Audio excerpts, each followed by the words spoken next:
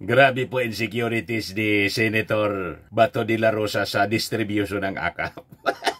Ayan ba? Sabi ni Bato, iisipin mo talaga ang politiko na nagbigay sa iyo. Kaya nanawagan siya sa Commission on Election na ipagbawal daw yung distribution of aid. Walang tulong na dapat matanggap yung mga mahihirap sa panahon ng eleksyon. Gusto mong gutumin yung ating mga mamamayang Filipino. Tapos sasabihin ni Bato, hindi man niya ako anti-poor. Paano hindi ka naging anti-poor? Na gusto mong ipagbawal ang pagtulong sa mga mahihirap? But before natin mga kababayan ibigay sa inyo ang full story ng balitang yan, click subscribe muna dito sa ating YouTube channel and hit the notification bell para lagi po kayong updated sa mga kaganapan dito sa ating bansa. Like and share na rin po ninyo ng ating video at wag na rin po ninyo na skip yung ating mga commercial ads para tuloy-tuloy lang ang pag-unlad ng Bagong Pilipinas. At itong ating programa mga kababayan, atid sa inyo nitong ating mga sponsors. Firmax Firming and Lifting Cream. Pinapay po sa mga pulses in affected area. Mainam po ito sa mga pains at paninigas ng mga kaso-kasuan. Ito sa mukha naman yung application, anti-aging, Automax po siya. Ito ay Glow Zero mga kababayan. Whitening po siya. Made in South Korea. Ito naman po, Nengxia Red Mixed Fruit Drink. Gawa po siya sa goji berry. May anti-cancer properties po siya. At sa mga nagana po ng malinis and spacious fitness gym, pumunta lang po kayo sa aming Colossal Fitness Gym. May Grab Car Rental din po kami. At bills payment po sa aming office.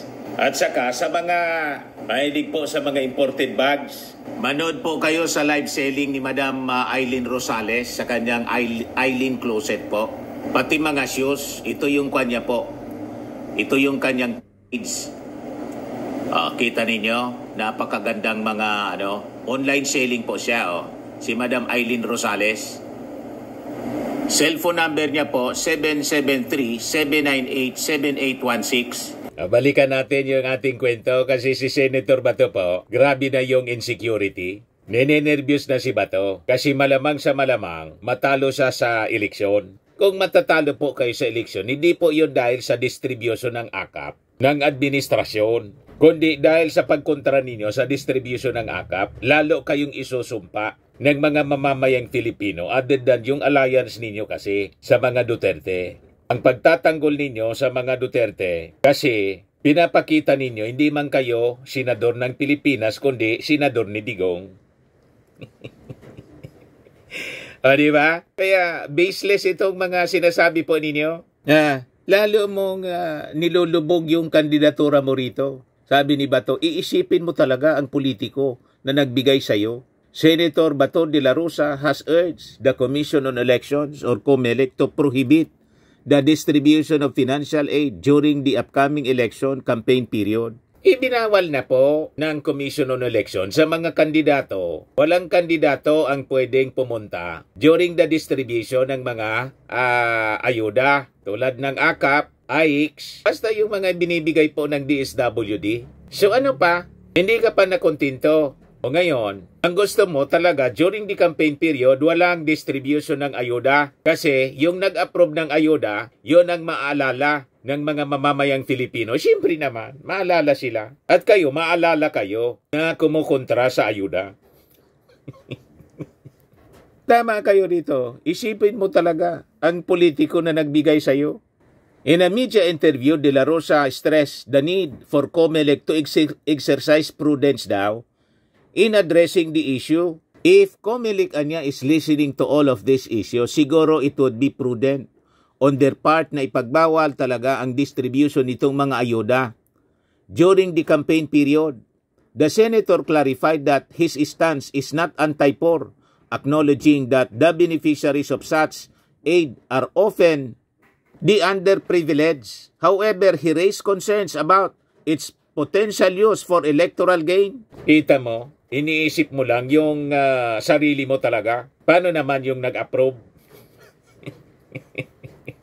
Di ba? So ang dapat mong gawin, i-approve mo. Huwag mong kontrahin yung ayuda para maalala na ikaw si Senator Bato, hindi ka kontra sa ayuda. Kaya lang, wala nang maniwala sa'yo kasi kinontra mo na. And until today, consistent ka sa pagkontra sa ayuda. Pati na yung distribution. Hindi ka na makontento doon sa naging policy. Pronouncement ng DSWD Secretary na sabi ni Secretary Gatchalian, bawal sa mga kandidato. O ano pa yung reklamo mo? Tapos sasabihin mo, maalala niya yung nag-approve. Siyempre naman, maalala yung nag-approve. At maalala din nila yung nag-disapprove sa ayuda. Tulad ngayon, inulit mo na naman, talagang ikis ka na.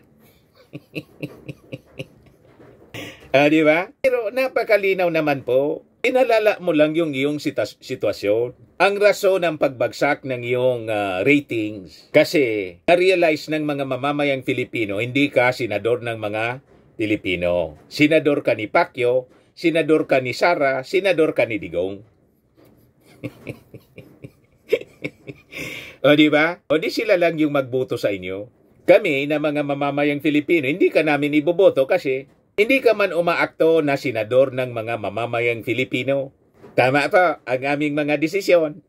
Very selfish po ang paninindigan ninyo, mga posisyon ninyo sa mga issue, pati yung distribution, gusto ninyong idamay. Hindi ka na nakontento na may policy na bawal sa mga kandidato. Talagang gusto mong gutumin yung mga mamamayang Filipino kasi during the campaign period, 45 days, 90 days sa mga senador. Imagine 3 months, walang ayuda yung mga mahihirap. Paano na yung kanilang buhay? Di ba? So hindi sila kakain ng maayos in 3 months kasi nagsisilos ka na baka matalo ka, iniisip mo matatalo ka kasi ang maiisip yung mga nag-approve sa ayuda. Very selfish ang motibo po ninyo. Tapos sasabihin mo dito, hindi ka anti-poor. Ano ang tawag mo dyan? Yan ang sabi niya. I'm not anti-poor dahil ang recipient nito, ang mga mahirap talaga. Pero pagdating to the point na magagamit sa eleksyon, dapat COMELEC should be prudent enough to decide na ibawal ito talaga. Ibawal talaga, sabi ni De La Rosa. Malaking epekto ito sa isang ordinaryong tao na hirap makabili ng 1 kilong bigas. Yun naman pala. Pag nagbigyan ka ng 3,000, 4,000, 5,000, malaking bagay ito. At iisipin mo talagang politiko na nagbigay sa iyo. Sabi ni De La Rosa. De La Rosa called on COMELEC to take decisive action to prevent aid distribution from being exploited for political advantage. Takot na takot kayo. Mag-distribute, hindi mag-distribute po. Alam na ng mga mamamayang Filipino. Ngayon pa lang po, nakapag-decide na yung mga mamamayang Filipino na pag kalyado ng mga Duterte, tao ng mga Duterte, hindi namin iboboto.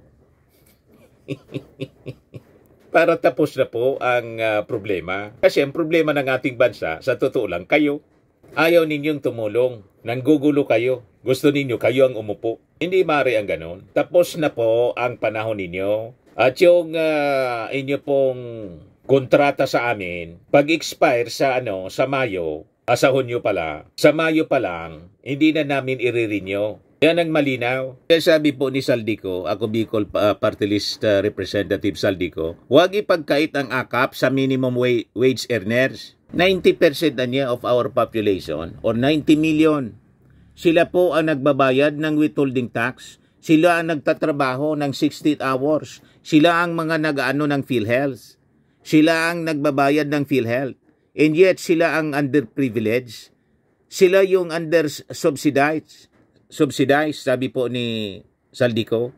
Bakit yung nagtatrabaho na kapos ang kita, na apektado ng inflation, bakit natin ipagkakait? So, sino ang nag-work ng 16 hours? Kung sino ang pagod na pagod? Sino ang nagbabayad ng tamang buwis? Kasi ang ordinary workers, ma'am, ang minimum is automatic kaltas. Kaltas agad ang withholding tax or ang PhilHealth, bayad agad. So dapat lang maibalik sa kanila po yung mga kapos ang kita. Pagkatapos, sasabihin ni Bato de la Rosa dahil sa eleksyon, huwag daw mag-distribute.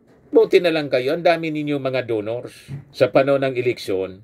Baka nga kumita pa kayo kasi yung mga donations galing sa mga contributors ninyo, campaign donors ninyo, baka hindi man ninyo ubusin na gastusin.